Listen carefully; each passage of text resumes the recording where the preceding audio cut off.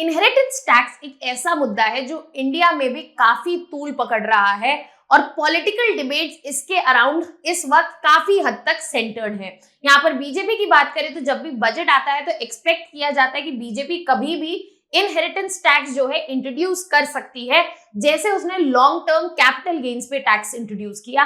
साथ ही साथ कांग्रेस की बात करें तो एक्सपेक्ट किया जाता है कि अगर कांग्रेस की गवर्नमेंट आ गई तो वो इनहेरिटेंस टैक्स जो है वापस ले आएंगे, जो कि 1953 में लाया गया था एज स्टेट ड्यूटी और बाद में अबॉलिश हो गया था इन 1985।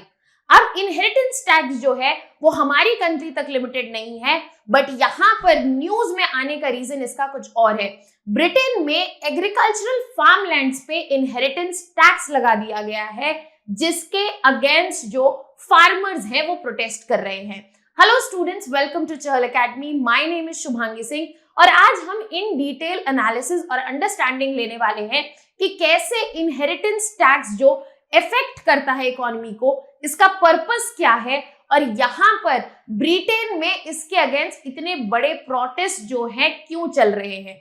ये हमें एक अंडरस्टैंडिंग देगा, एक केस स्टडी की तरह काम करेगा समझने के लिए कि सिमिलर टैक्स अगर इंडियन इकोनॉमी में इंपोज किया जाता है तो यहाँ पर क्या इफेक्ट्स देखने को मिल सकते हैं। तो चलिए स्टार्ट करते हैं और यहाँ पर मैं आप सबको इंट्रोड्यूस करना चाहूंगी UPSC IAS GS foundation recorded classes से, जो कि चहल एकेडमी आपके लिए सिर्फ 24,999 में ला रहा है, जिसमें आपको सिर्फ एनसीईआरटी या जीएस लेक्चर्स नहीं, साथ ही साथ CSAT, essay, current affairs, answer writing practice और test series with personalised mentorship मिलेगी। If you are interested in this, आपका डिस्क्रिप्शन बॉक्स में लिंक मिल जाएगा and you can start your preparation anywhere at a very affordable price. So that was the information that I wanted to give to you and now we will be moving on to our topic.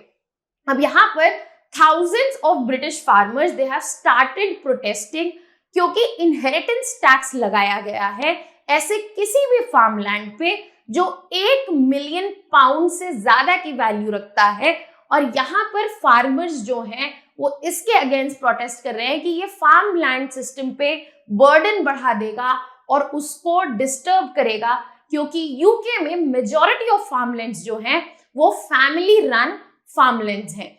अब यहाँ पर जो issue है वो ये है कि government कह रही है कि ये जरूरी है इनहेरिटेंस टैक्स, इससे डिसरप्शन नहीं आएगा, बल्कि ये जरूरी है कि हम गवर्नमेंट जो है इससे फंड्स रेज कर सके। तो इससे कॉन्फ्लिक्टिंग सिचुएशन क्रिएट हो रही है और फार्मर्स अपनी बात मनवाने के लिए, अपने वॉइस को प्रेजेंट करने के लिए इस वक्त प्रोटेस्ट कर रहे हैं। तो अब आगे यहाँ पर हम समझते हैं कि आखिरकार ये पूरी टैक्स कंट्रोवर्सी है क्या और इसके फीचर्स क्या है, इस पूरे टैक्सेशन के फीचर्स क्या है।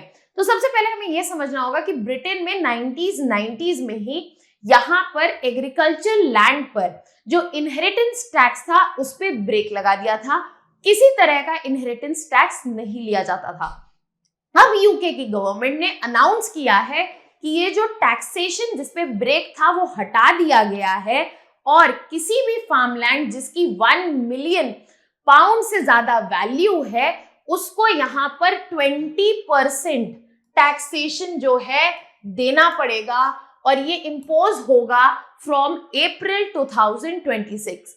सो दिस हैज बीन अनाउंस्ड और इसके बाद फार्मर्स का कंसर्न देखने को मिला है यहाँ पर कि फार्मर्स को फिजिकल बर्डन जो है, मॉनेटरी बर्डन जो है वो एक्सेसिव हो जाएगा और ये सारे फैमिली रन फार्म्स है, मेजॉरिटी फार्म्स जो है वो फैमिली रन फार्म्स हैं, इन पे फाइनेंशियल प्रेशर बढ़ेगा जिन पे ऑलरेडी बहुत स्ट्रेन है because of climate change, because of Brexit and new regulations. तो ये फार्मर्स का कंसर्न है कि हमारी जो ऑलरेडी स्ट्रेन्ड फाइनेंशियल सिचुएशन है उस पे इस 20% टैक्सेशन की वजह से और प्रेशर बढ़ेगा और ये जो गवर्नमेंट का मूव है उसे अप्रिशिएट नहीं करते। गवर्नमेंट से इनका जो प्रोटेस्ट है उसके थ्रू ये चाहते हैं कि ये टैक्स जो है हटा दिया जाए।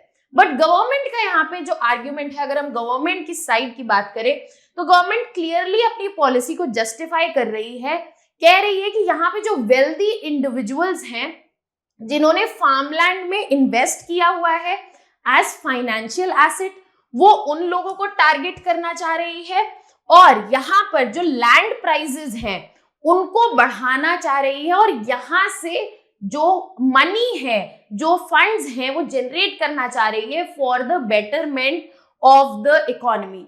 फर्दरमोर यहाँ पे समझने की बात है कि अगर लैंड प्राइसेस जो है इंक्रीज हो जाएंगे तो जो नए यंग फार्मर्स आ रहे हैं उनके लिए काफी डिफिकल्टी होगी ऐसे लैंड पे फार्मिंग करने में, और उनपे भी फाइनेंशियल प्रेशर बढ़ेगा और लैंड जो हो सकता है एक पॉइंट ऑफ टाइम के बाद आउट ऑफ देयर रीच भी हो जाए। इसके अलावा इसमें काफी सारे एग्जेम्पशंस भी दिए हैं जिसके अंदर 75% फार्म्स जो हैं वो अनअफेक्टेड रहेंगे, बिकॉज जो भी फार्मिंग कपल्स है वो यहाँ पर एग्जेम्पशंस जो है उनको 3 मिलियन पाउंड तक का मिल रहा है। और इसके अलावा जो क्रिटिक्स है उनका कहना है कि यहाँ पर 60% ऑफ वर्किंग फार्म्स जो हैं वो इम्पैक्ट हो सकते हैं। तो जो गवर्नमेंट के नंबर्स हैं, जो क्रिटिक्स के नंबर्स हैं वो मैच नहीं कर रहे हैं। गवर्नमेंट का कहना है कि 75% फार्म्स जो हैं अनइफेक्टेड रहेंगे, हम वेल्दी इंडिविजुअल्स को टारगेट कर रहे हैं, और क्रिटिक्स का कहना है कि यहाँ पे 60% ऑफ फार्म्स जो हैं वो इम्पैक्ट होते हुए दिखेंगे। अब बात करते हैं कि क्या इम्प्लीकेशन हो सकता है इस टैक्स पॉलिसी का फार्मर्स पर, एग्रीकल्चर पर और सिक्योरिटी पर। अगर हम इम्पैक्ट बात करें फार्मर्स पर तो सबसे पहले उनके ऊपर एक फाइनेंशियल बर्डन तो डेफिनेटली बढ़ेगा in form of this tax. जब भी यहाँ पे जनरेशन टू जनरेशन लैंड पास होगी और अगर लैंड का वैल्यू 1 मिलियन पाउंड से ज्यादा है तो ये टैक्सेशन 20% का फार्म को पे करना पड़ेगा, और ये जो फैमिली रन फार्म्स पे है उन पे एक हैवी बर्डन जो है प्लेस करता है। जिन एक्सेप्शंस की हम बात कर रहे हैं, एग्जेम्पशंस की, वो लिमिटेड है, और यहाँ पर जो एबिलिटी है कि 3 मिलियन पाउंड तक कपल्स जो है, फार्मिंग कपल्स जो है पास कर सकते हैं, उसमें बहुत लिमिटेड नंबर आ रहा है। और जो स्मॉलर फार्मर्स हैं उन पे, जिनकी इनकम कम है, उन पे काफी नेगेटिव इफेक्ट देखने को मिल सकता है। इसके अलावा फाइनेंशियल स्ट्रेन, जिन फार्मर्स की एवरेज इनकम है वो डिक्लाइन हो रही है क्योंकि क्लाइमेट चेंज की वजह से, ब्रेक्सिट की वजह से, उन पे फर्दर इफेक्ट देखने को मिलेगा इस इंक्रीज टैक्स बर्डन का। अब इसके अलावा अगर हम बात करें एग्रीकल्चरल सेक्टर की, तो हो सकता है कमिंग टाइम्स में हमें कंसोलिडेशन ऑफ लैंड देखने को मिले, क्योंकि यहाँ पे टैक्सेशन हो गया है।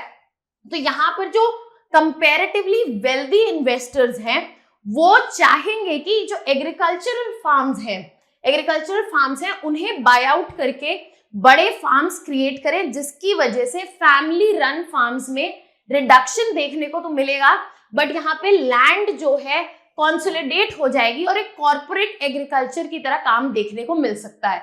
इसके अलावा एक्सपेक्टेड है कि जो फार्म लैंड के प्राइजेस हैं वो भी बढ़ेंगे, क्योंकि यहाँ पर वैल्यू जो है वेल्दी इंडिविजुअल से डिराइव करने की कोशिश करिए। Wealthy individuals would like to invest in financial asset as a financial asset. तो यहाँ पे जब इनकी डिमांड बढ़ेगी तो हमें हायर लैंड प्राइसेस भी देखने को मिलेंगे, जिससे नेगेटिवली इंपैक्ट हो सकते हैं यंग फार्मर्स जो एंटर करने की कोशिश कर रहे हैं इन फार्मिंग। इसके अलावा सस्टेनेबिलिटी कंसर्न्स भी बढ़ते हुए दिख रहे हैं। फैमिली रन फार्म्स जो होते हैं वो कंपैरेटिवली सस्टेनेबल मेथड्स यूज करते हैं। अगर ये लार्ज कॉर्पोरेट फार्म्स की तरह डेवलप होने लगे तो यहाँ पे सस्टेनेबिलिटी इश्यूज जो हैं वो भी बढ़ते हुए दिख सकते हैं, क्योंकि इनका कनेक्शन जो है लोकल कम्युनिटीज से कम हो जाएगा and they will be working like corporates focusing on maximum output.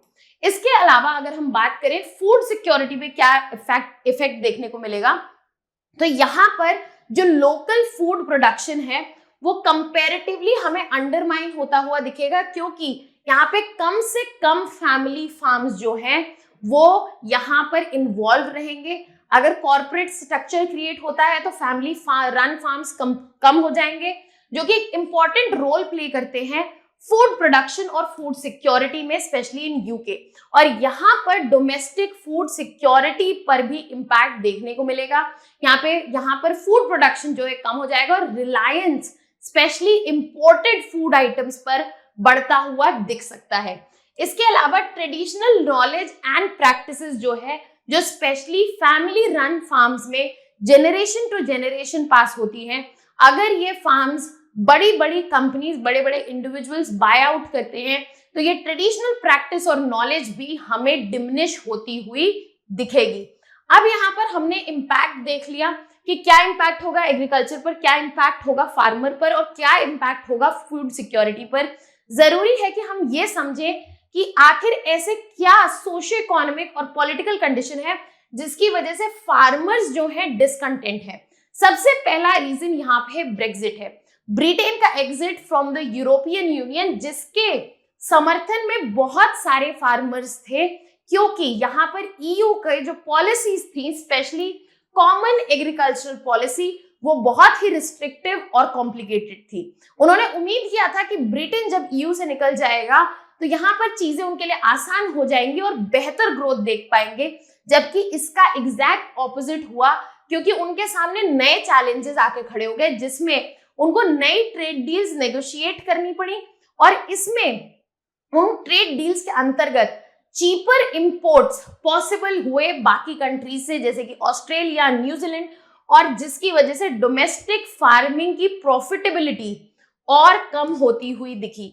इसके अलावा जो सपोर्ट मैकेनिज्म्स अवेलेबल थे यूरोपियन यूनियन से, वो भी कम हो गए। यूरोपियन यूनियन की सब्सिडीज, यूरोपियन यूनियन के फैसिलिटेशंस, ये सब डिमिनिश होते हुए दिखा और इस वजह से कई फार्मर्स जो हैं वो अनसपोर्टेड फील कर रहे हैं, वो लेफ्ट आउट फील कर रहे हैं और ये उनकी रिजेंटमेंट में फर्दर ऐड कर रहा है, फ्यूल ऐड कर रहा है। इसके अलावा क्लाइमेट चेंज और इन्वायरमेंटल फैक्टर्स भी हैं, जिसकी वजह से फूड प्रोडक्शन जो है, फार्मिंग जो है, काफी हद तक इफेक्ट हुई है, क्योंकि वेदर इवेंट्स जो हैं वो वॉलेटाइल हो गए हैं, एवर चेंजिंग हो गए और ये फार्मिंग प्रोडक्टिविटी को इफेक्ट कर रहे हैं।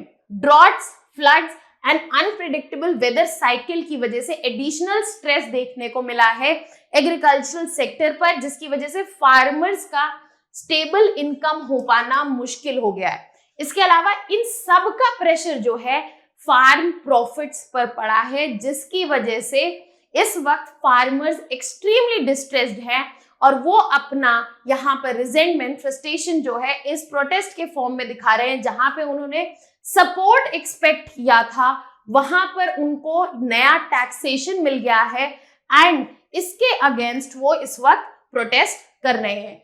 अब हमें ये समझना है कि अगर ऐसी ही सिचुएशन इंडिया में आ जाए, जहां पर हम ग्रो करने की कोशिश कर रहे हैं, जहां पर ईज ऑफ डूइंग बिजनेस की बात हो रही है, इंक्रीजिंग एग्रीकल्चरल प्रोडक्टिविटी की बात हो रही है, अगर इनहेरिटेंस टैक्स इंडिया में आ जाए तो सिमिलर सिचुएशन क्या हमें यहाँ पर देखने के लिए मिल सकती है या फिर कुछ और होगा? You can comment your opinion in the comment section. We also have a practice question for you. Critically analyze the impact of UK government's decision to abolish agricultural property inheritance tax exemptions on British farmers. Discuss the concerns raised by stakeholders and how this policy could affect the future of farming in the UK. This question has two segments, two parts. Make sure you address all the parts and you can leave down your answers in the comment section. For more such videos and content related information, please subscribe to our YouTube channel. That was all from my side. Thank you so much.